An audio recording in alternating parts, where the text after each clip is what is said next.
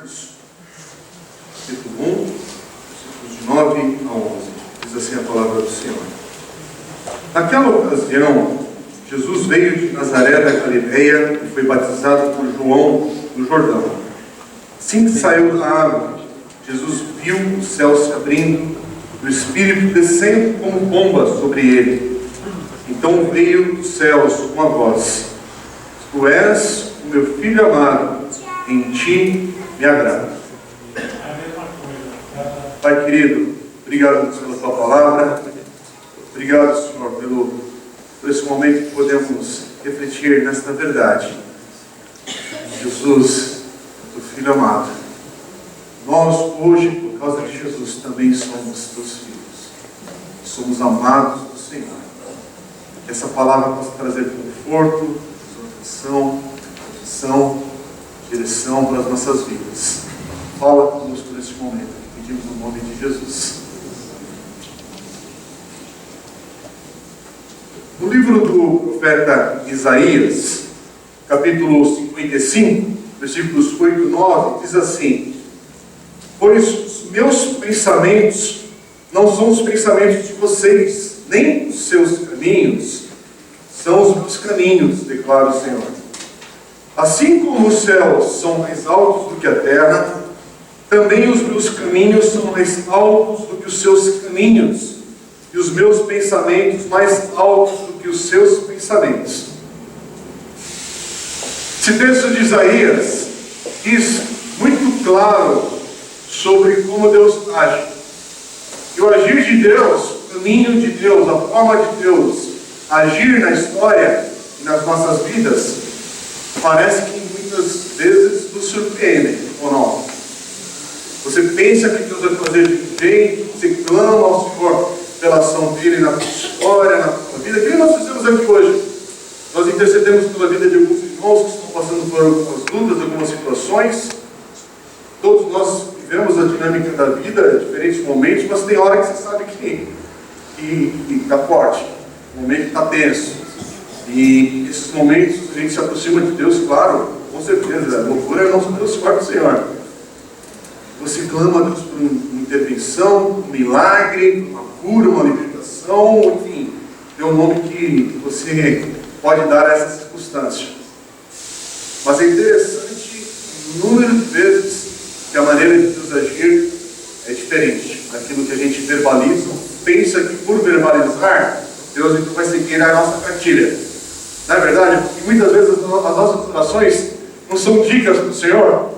Ó Deus, você está entendendo o que eu estou passando? Deixa eu ser bem claro o que estou vivendo aqui, para o Senhor entender. E se o Senhor fizer tal e tal coisa, não é mais fácil? Mas os pensamentos de Deus, os caminhos do Senhor, ela está repleta de passagens que deixam bem claro, como esse texto de Isaías que eu acabei de ler, que os caminhos do Senhor não são os nossos caminhos, muitas e muitas vezes. Os pensamentos de Deus não são os nossos pensamentos, muitas e muitas vezes. E parece que Deus é expert em nos surpreender, em nos mostrar uma forma de agir que nos pega de surpresa. E a verdade é que tem muita coisa do agir de Deus que é misteriosa para a gente. Mesmo tendo a palavra de Deus à nossa disposição, mas a palavra de Deus, ela não é um livro mágico que você abre na página, o Senhor fala comigo, e acabou. Deus fala, é certo no versículo. Você viu como Deus falou naquele salmo, mas não é uma caixinha assim, você manipula e tira o versículo, e aí vê a resposta de Deus para aquela situação. Com uma preguiça, né? Porque a verdade é que você quer o atalho para Deus falar, criar um jeito para Deus falar o teu coração, e Deus nos surpreende. Deus age de uma maneira que para nós é mistério, é misterioso. É interessante que quando a gente olha para o início do ministério público de Jesus, quando Jesus de fato vai começar a mostrar quem Ele é, se revelar para o povo, ou começar o seu ministério, é interessante que esse início de Marcos, e esses versículos que nós acabamos de ler, Marcos capítulo 1, versículos 9 a 11, aqui é o marco inicial do ministério público de Jesus. E de novo, se você não percebeu aquilo que a gente leu, nós estamos falando de Jesus, que no versículo 1 do Evangelho de Marcos, Marcos fala com todas as letras. Ele é o Cristo, o Messias, o Filho de Deus. E você fala, se ele é o Filho de Deus, uau, como é que ele vai aparecer? E é interessante que a maneira como Jesus aparece nesse início do livro de Marcos, nesse momento, ao invés de Jesus estar numa metrópole, o centro urbano ali de Israel, do movimento das pessoas, ele está próximo ao deserto. Ao invés de Jesus estar sendo entrevistado no maior talk show de Israel e mostrando quem ele era, interessante que agora ele se apresenta para um batismo público simples.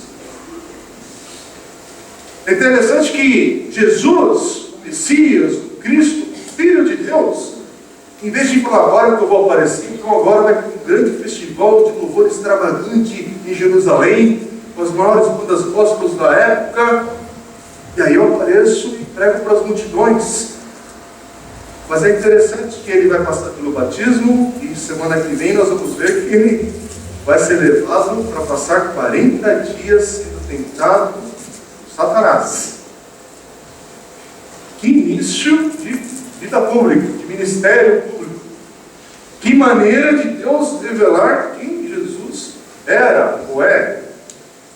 E esse capítulo 1, os versículos que nós lemos hoje, é um bloco que, dependendo do que você está vendo aí na sua Bíblia, ele vai até o versículo 13, da maneira que foi dividido aí na sua Bíblia impressa.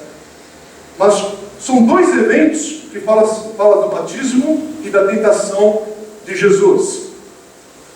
Versículos 9 a 11, que nós lemos, fala do seu batismo. Versículos 12 e 13 falam sobre a tentação.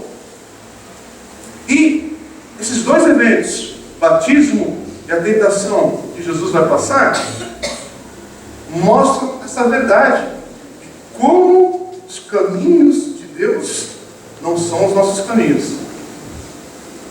Mas é interessante que Paulo, ao falar do caminho de Deus, da vontade de Deus, em Romanos 12, 2, Paulo deixa bem claro que o caminho de Deus, a vontade de Deus é sempre boa, agradável, perfeita. Por mais estranho que pareça, por mais esquisito que pareça aquele momento, mas a vontade de Deus é boa, agradável e perfeita. Então a gente precisa perguntar, se é boa, agradável e perfeita, o que eu aprendo com esses dois eventos? E hoje, nosso foco são os versículos 9 a 11. E semana que vem, nós vamos falar sobre a tentação.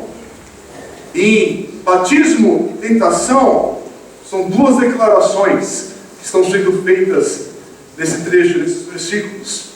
Uma é o que nós vamos observar hoje, pelo batismo. Que o batismo de Jesus é uma declaração da sua filiação.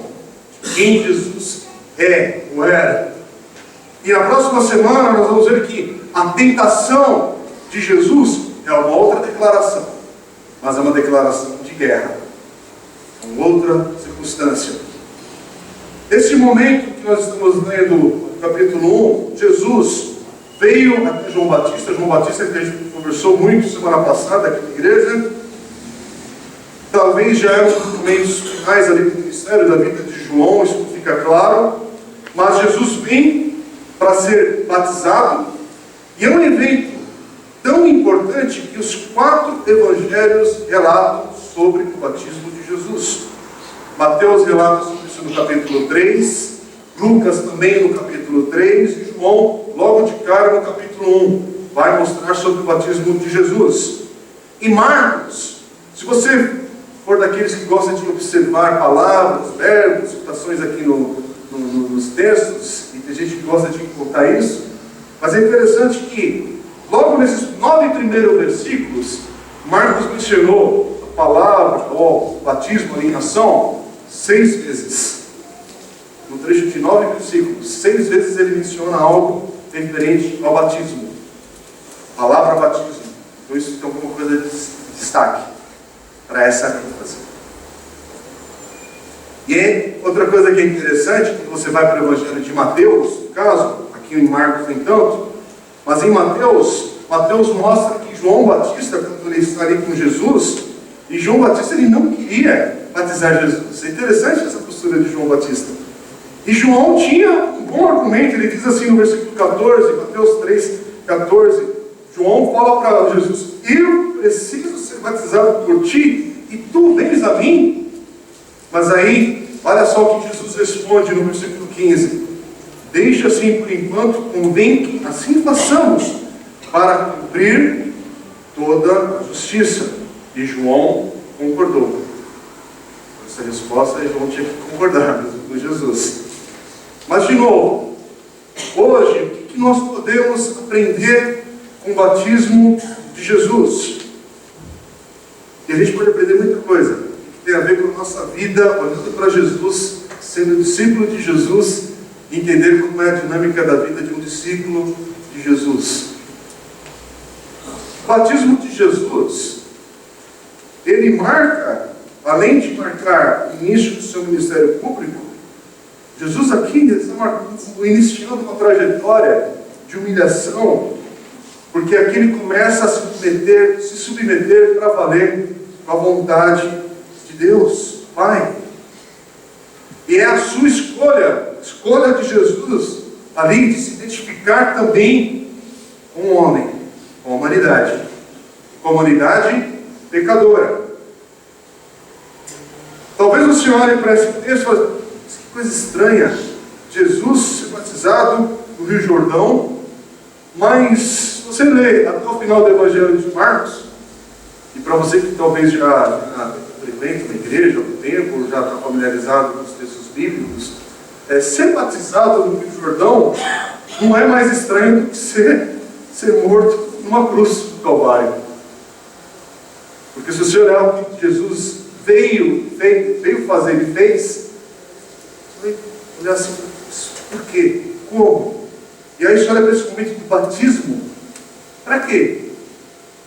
Para que esse ato? Para que esse simbolismo todo? E quando nós olhamos para Jesus, e o texto vai citando de onde ele vinha, Jesus que veio de Nazaré, que é uma cidade pequena, no meio de lugar nenhum, porque está na região da Galileia, que não era valorizada na sua época, por causa justamente de ser muito distante de Jerusalém, e por ser cheia de gentios, quer dizer, aqueles que não são judeus. Então não era uma região que era favorecida, ou que tinha bons olhos por quem era judeu. E aí a cidade de Nazaré era ainda pior, porque era desconhecida, não era nem mencionada pelo pessoal no dia a dia. Quer dizer, Jesus era ninguém de lugar nenhum. Mas aí ele vem até João Batista, começar o seu ministério público. Aqui, Jesus está provavelmente no início dos seus 30 anos de vida. O seu ministério público vai durar apenas 3 anos, mais ou menos. Mas chegou o momento de Jesus entrar em cena. E aí você olha onde que Jesus está entrando em cena nesse lugar do batismo, que é um deserto, próximo ao deserto. E novamente, quando você ouve textos citando o deserto, o que a gente vai lembrar? Deus, muitas vezes, era ali o lugar que Deus encontrava o seu povo. O Velho Testamento, as Escrituras, quando fala sobre as Escrituras no Novo Testamento, sempre se refere ao Velho Testamento que nós temos em mãos hoje. E o Velho Testamento está repleto de situações que Deus vai se manifestar e encontrar o seu povo, e é no deserto. Aqui, falar de deserto, lembra o Êxodo, quando Deus tirou o povo do Egito, leva para onde? Para o deserto. É ali que o povo vai receber a lei, é ali que Deus vai alimentá-los, vai guiá-los por por uma nuvem, por uma coluna de fogo. Olha o que diz Oséias, texto de Oséias, capítulo 2, versículos 14 e 15, quando Deus fala da sua presença no meio de Israel. Oséias 2, 14 e 15. Portanto, agora vou atraí-la, falando sobre Israel, vou levá-la para o deserto e vou falar com carinho. Ali ela me responderá nos dias de sua infância, como no dia em que saiu do Egito. A gente está olhando para o batismo e o lugar onde Jesus está para ser batizado mostra muita coisa sobre esse Jesus. Quem é Jesus? E é interessante que é pelo batismo que o versículo 9 reforça sobre isso, essa ideia, porque está falando daquilo que João Batista vinha fazendo, o batismo de arrependimento para perdão dos pecados. E de novo, no batismo, Jesus está se identificando com a humanidade pecadora, com o homem pecador. É interessante porque é pelo batismo que Jesus está se unindo com aqueles que estavam ali buscando também João Batista, com aqueles que buscavam o batismo de arrependimento e que estavam confessando os seus pecados. Só que Jesus, ao passar pelo batismo, Jesus não está aqui reconhecendo os seus pecados porque ele não tinha pecado. Jesus não tinha o que confessar, Jesus não tinha do que se arrepender. Isso fica claro quando Paulo diz em 2 Coríntios 5, 21, diz assim: Deus tornou pecado por nós aquele que não tinha pecado, para que nele nos tornássemos justiça de Deus. Tem outro texto que está em Hebreus 4,15, que também deixa bem claro isso, falando assim: pois não temos um sumo sacerdote que não possa compadecer-se das nossas fraquezas, mas sim alguém que, como nós, passou por todo tipo de tentação, porém sem pecado. Então o que Jesus está fazendo? Jesus está, pelo batismo, se colocando ao lado das pessoas que ele veio salvar. Não é louco isso? Não é surpreendente isso? Não é uma maneira misteriosa de Deus agir? Quer dizer, Jesus aqui também está reconhecendo o ministério do seu primo, João Batista. Para quem não sabe, João Batista é primo de Jesus, está relatado em Lucas capítulo 1, quando fala sobre o nascimento de João Batista. E Jesus está aqui reconhecendo o ministério de João Batista e reconhecendo o cumprimento da profecia que João Batista era o Elias que viria em primeiro lugar.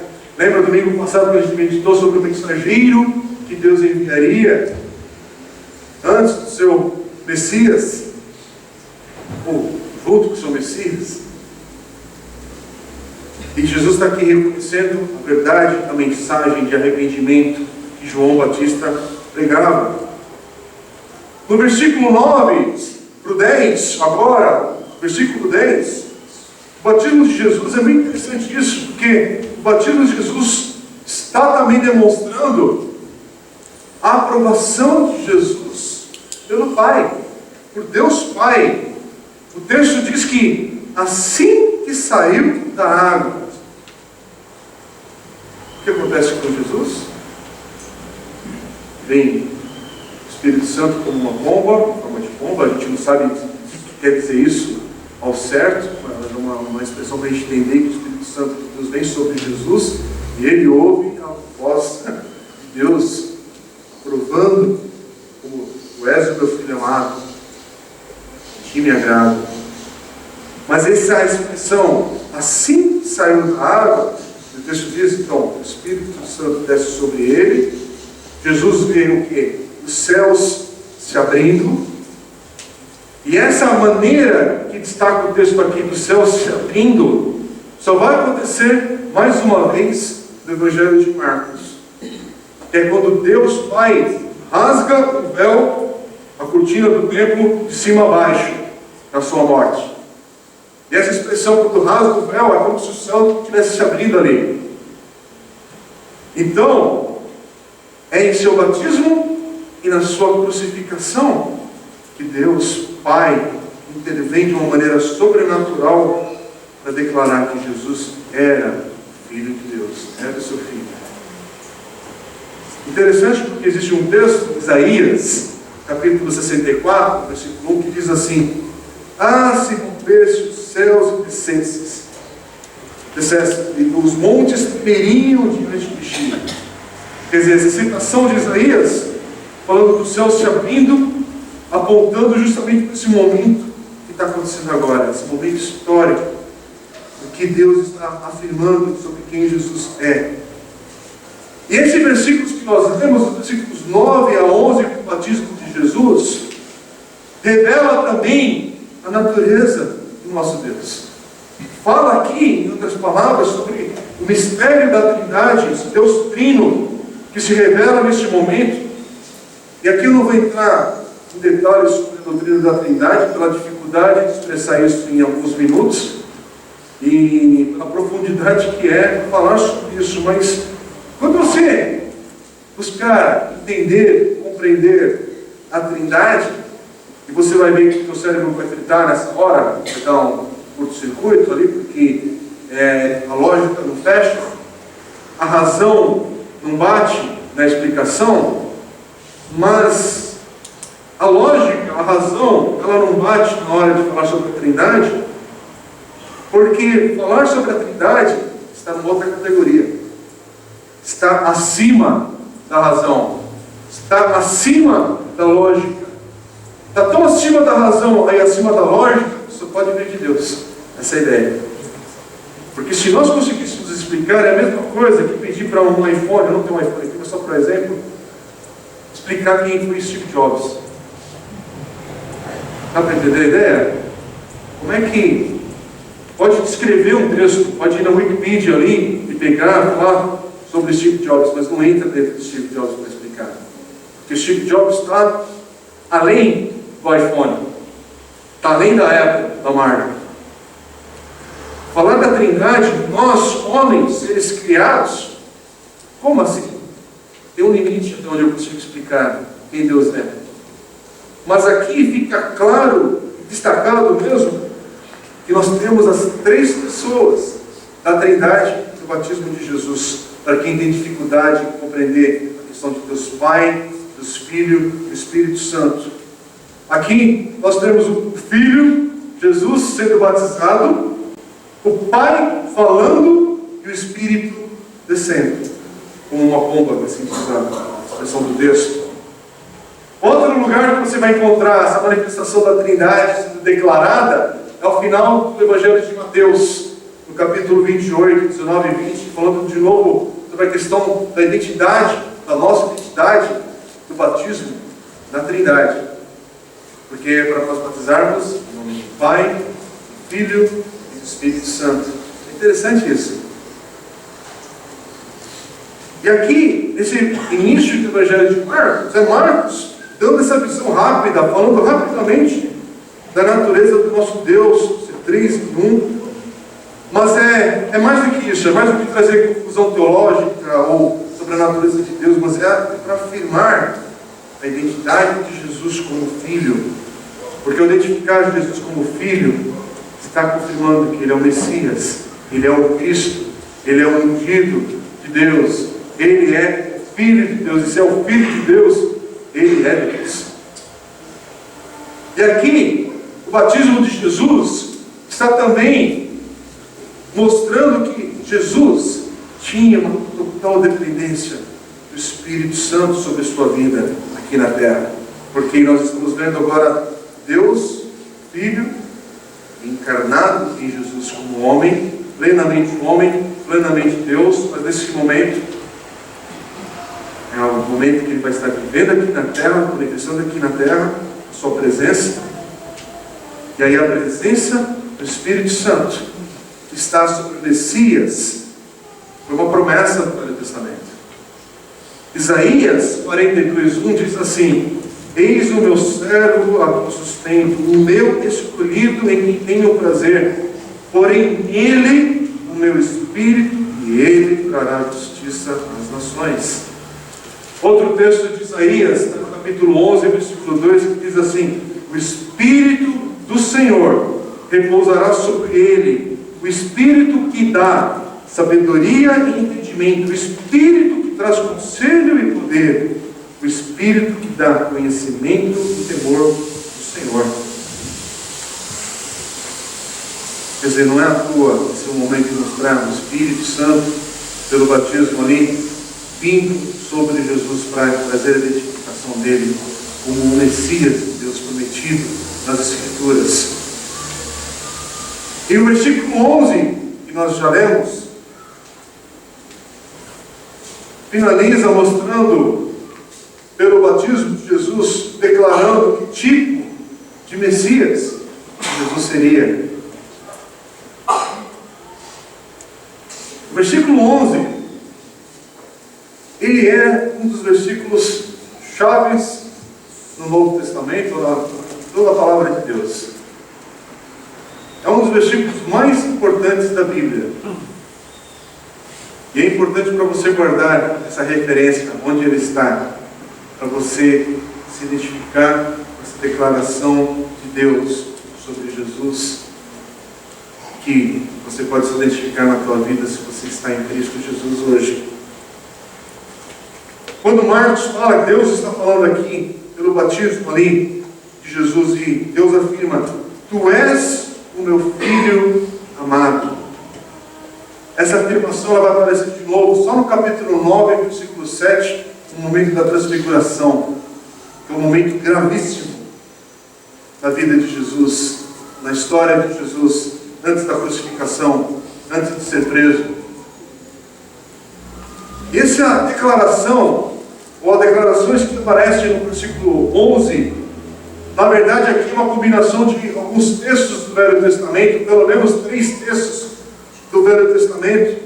O Salmo 2, versículo 7 diz assim: Proclamarei o decreto do Senhor, Ele me disse: Tu és meu filho, hoje te gerei. Quer dizer, é como Deus aqui afirmando, ao citar o Salmo 2, versículo 7, que Jesus, esse rei, Messias, o grande filho de Davi, que viria para governar as nações. Aqui Jesus está falando: Tu és o meu filho, tu és esse meu filho. É Jesus que se identifica com as promessas. Nós estudamos naquela comunidade no livro de 1 Samuel, quando a gente conversou sobre a prefiguração ali de Jesus em alguns textos, falando sobre a questão da vida do Messias. Aqui é um desses textos. Quando o texto fala, afirma que Cristo, que Jesus é amado, nós somos lembrados. Quem é o outro amado que aparece na palavra do Senhor no Velho Testamento? É o modo como Abraão chamava o seu filho Isaque, que está em Gênesis capítulo 22, versículo 2. O filho que Abraão deveria sacrificar. É chamado, essa expressão não está à toa nesse texto. Assim como a expressão em ti me agrado, que vem novamente de Isaías 42:1, quando fala isso, o servo aqui sustento o meu escolhido em quem tem o prazer. Essa expressão em quem tem o prazer está na NVI, tradução, mas em outras versões vai falar em quem me agrada, em outras traduções. E lembrando que em Isaías temos o grande texto que todos precisam conhecer e precisam ler em algum momento da sua trajetória servindo ao Senhor, ou você que é discípulo de Jesus. É Isaías capítulo 53, que mostra sobre o servo sofredor, e é um texto lindo, apontando para Jesus, para o Messias, que vai ser cumprido em Jesus, tudo aquilo que ele vai passar na cruz. Então, irmãos, quando nós lemos as Escrituras, se você observar por esse versículo que nós lemos, essa declaração linda que Deus faz de Jesus: Tu és meu filho amado, em ti me agrado. Qual outro profeta ouviu essa declaração de Deus? Qual outro texto revela essa declaração de Deus para uma outra pessoa na sua palavra? Porque quando você vai para a Bíblia, Abraão foi chamado de amigo. Moisés foi chamado de servo. Arão foi chamado, tudo bem, de um escolhido. Davi foi chamado de homem segundo o coração de Deus. Mas apenas Israel, como povo, e o rei de Israel, representando o próprio Israel, é que foram chamados de filhos de Deus. E agora, nesse versículo, nesse momento que Jesus surge, Jesus parece que está unindo todos esses textos. Tudo está convergindo na sua pessoa, em quem Jesus é, de fato. Porque Jesus, o Evangelho de Marcos está deixando claro, cada passagem, ele é o Messias, o Filho de Deus. É Jesus que é, segundo Adão, o novo Israel. É Jesus que é o Rei perfeito. É Jesus que vai ter sucesso onde os demais fracassaram. Jesus é o foco da palavra, da Bíblia. Jesus é tudo. É tudo que a Bíblia está apontando, revelando. E ao ler o Evangelho de Marcos, é interessante que você vai ver que fica claro que Jesus é Filho de Deus pelas suas ações, que nós vamos começar a ver agora, que Jesus, de fato, como Jesus vai proceder, como Jesus vai viver, o que Jesus vai fazer, de fato, a partir desse momento do batismo e em seguida da tentação, que nós vamos estudar semana que vem. Os Evangelhos de Marcos vai mostrando as ações de Jesus como Filho de Deus, porque Jesus é Deus, porque Jesus é o ungido, porque Jesus é o Messias. É por isso que no capítulo 2, versículo 5, Jesus vai começar a perdoar os pecados. É porque Jesus é o Filho de Deus, porque Jesus é Deus, que daqui a pouco, no próprio capítulo 1, versículo 40, ele começa a curar os doentes. Depois do versículo 24, no capítulo 5, em outros pontos do Evangelho de Marcos, porque Jesus é o Filho de Deus, é que Jesus vai expulsar demônios. É por isso que no capítulo 2, versículo 28, vai mostrar Jesus como Senhor do sábado. É por isso que o Evangelho de Marcos vai mostrar Jesus ressuscitando mortos. E é por isso que, ao final do Evangelho de Marcos, é o próprio Jesus, além de ter dado a vida por cada um de nós, ele vai ressuscitar. Jesus é Cristo, é o Messias, é o Filho de Deus. E é por isso que essa declaração de Deus Pai, ao confirmar essa declaração, tu és o meu Filho amado, em ti me agrado, ela é importantíssima para cada um de nós, porque mesmo com essa declaração que vem a seguir uma tremenda batalha da vida de Jesus, mesmo com essa certeza que ele é Filho amado, o próximo passo a gente vai observar isso no domingo que vem, é entrar no deserto e ser tentado por quem? Satanás. Quem vai ser tentado por Satanás? Jesus, Filho de Deus, este Filho amado, que Deus está falando em ti, me agrada. Mas sabe o que nós vamos perceber pelo Evangelho de Marcos? Que Jesus é de fato esse Filho amado de Deus, é o Messias, o Cristo, Filho de Deus, porque a gente vai começar a perceber que o reino que ele veio, de fato, trazer, se instalar entre nós, é um reino que ele é rei, mas ele se apresenta como um rei servo, um servo fiel a seu pai, até mesmo ao ponto de dar sua vida numa cruz. Sabe o que Jesus está fazendo aqui? Está virando o mundo de sua época contra a cabeça. Sabe o que é seguir Jesus, meus irmãos? Seguir Jesus é isso. É viver os valores que o mundo nos apresenta. Que o mundo declara do que é ser bem sucedido, do que é ter uma vida vitoriosa, do que é dar certo. Você vira esses valores de ponta cabeça. Vai na contracultura. Porque o exemplo que nós temos do que é dar certo é ser obediente e fiel a Deus Pai. Agora, como é que Jesus vai chegar até o final, conseguindo vencer, cumprir aquilo que Ele veio fazer? Porque Ele tem essa frase, essa declaração de Deus forte no seu coração, a cada luta, a cada adversidade, em cada circunstância que não pega de surpresa. Jesus vai se lembrando dessa declaração de Deus Pai: Tu és meu filho amado, em ti me agrado. Que talvez nós, os pegos de surpresa, é algumas circunstâncias que a gente passa, mas não Deus. Porque na verdade os caminhos de Deus nos surpreendem. Senhor, como? Por que eu estou passando por tal luta? Por que eu estou passando por essa adversidade de novo?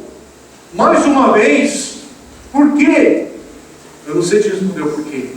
Só sei trazer para você hoje, nessa manhã, essa declaração de Deus para Jesus, e porque nós estamos hoje identificados com Cristo. Vale para cada um de nós. Tu és o meu filho amado, em ti me agrada. Nessa verdade, você vai enfrentar essa situação adversa que você está passando. Amanhã é segundona. Talvez não precise nem esperar segundona. Talvez é hoje mesmo que teu coração está com essa pressão. Então é hoje que você se segura nessa declaração de Jesus. Senhor, eu não sei se o milagre que eu fico pensando vai vir. Eu não sei se a cura que eu estou buscando e orando e clamando e jejuando vai se manifestar na minha vida ou na vida daquela pessoa que eu estou intercedendo. Eu não sei se tal situação vai se reverter da maneira que eu estou pensando, mas eu preciso lembrar que a tua palavra diz que os seus pensamentos não são os meus pensamentos, mas a tua vontade é sempre boa, perfeita e agradável. E o Senhor diz que eu sou o seu filho amado e o Senhor se agrada. Então eu me submeto à tua vontade, Senhor, ao teu modo de agir, porque é um mistério que eu não controlo, que eu não tenho frase mágica para manipular em meu favor, mas o Senhor já afirmou aquilo que eu precisava ouvir. Eu sou amado do Senhor. Eu sou teu. Talvez o problema é que você não tem essa segurança de ser do Senhor. E é isso que você precisa hoje. Saber que por causa de Cristo, hoje você também pode ser um filho amado de Deus. Por causa de Jesus, hoje, não importa o erro, a besteira que você fez na tua vida, os seus pecados podem ser perdoados.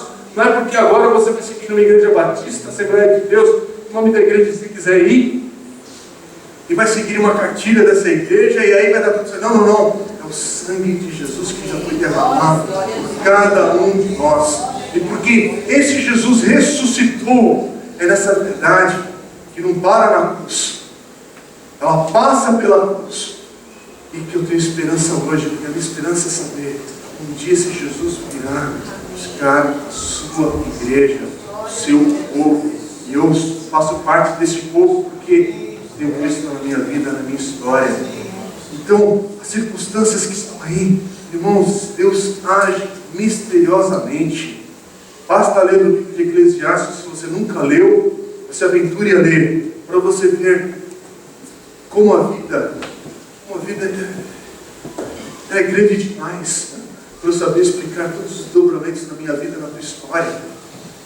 Se eu não consigo lidar com as confusões que eu mesmo já criei, coisas que não fui nem eu que criei, mas as coisas me atropelaram, se eu não consigo explicar aquilo que acontece comigo, como é que eu vou me atrever de explicar na tua vida, na tua história? Mas quando eu vou para a palavra de Deus, é que eu posso me identificar com essa verdade. Senhor, eu não consigo explicar tudo, porque os seus pensamentos não são os meus pensamentos, os seus caminhos não são os meus caminhos. Eu tenho que abrir espaço para o mistério de Deus na minha vida também. E hoje tem gente que está querendo descobrir tudo de Deus, sabe? Você só não usa essa palavra, mas é um cartomante gospel, sabe? O cara usa a Bíblia para adivinhar o que acontece na vida do outro. E aí você vai atrás desse tipo de coisa. Quando existe uma dimensão da vida que para nós é mistério, para nós é surpreendente, porque Deus vai agir sempre nos surpreendendo.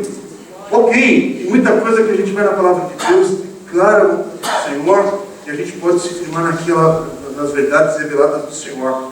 Mas, gente, olha para a tua vida 2 copas do mundo atrás, e vê onde você está hoje, para ver que Deus tem surpreendido a tua vida, a tua história. Coisas que você soube, clamou e participou. Eu participei da campanha tal, e fiz aquilo, e não sei o que, tal, porque eu fiz o ano de José na minha vida. Participei da campanha de Daniel. Nossa, doido, mas dá uma olhada como você está hoje, 4, 5 anos atrás, e vê como Deus sempre nos surpreende. Porque agora vou ter uma semana difícil. Vou passar por uma cirurgia, vou fazer aquilo outro, vou passar, dar os nomes. Assim é a vida. Não estou falando para a gente viver numa postura passiva, aliás, né? Passiva com as adversidades, que a gente não faz nada. Não. A palavra de Deus mostra pais aflitos chegando para Jesus, porque o coração está aflito, e Jesus não dá um coice do cara, sabe? Não, chega para lá. Jesus olha com misericórdia, inclusive para aquele que chega próximo a Ele e falando: me falta fé, Senhor, me ajude na falta de fé, porque a gente tem hoje essa palavra meio, sabe, eu não sei de onde que a pessoa tira essas ideias, que, porque te falta fé. Faltou fé num monte de gente aqui para Deus agir. Deus agiu pela misericórdia e graça dele, ainda que te faltou fé. Não é novo isso. Por quê? Os caminhos do Senhor não são os meus caminhos. Os pensamentos do Senhor não são os meus pensamentos. Se eu sou Deus, peraí, Jesus vai aparecer, tem só 3 anos para se manifestar no nosso meio.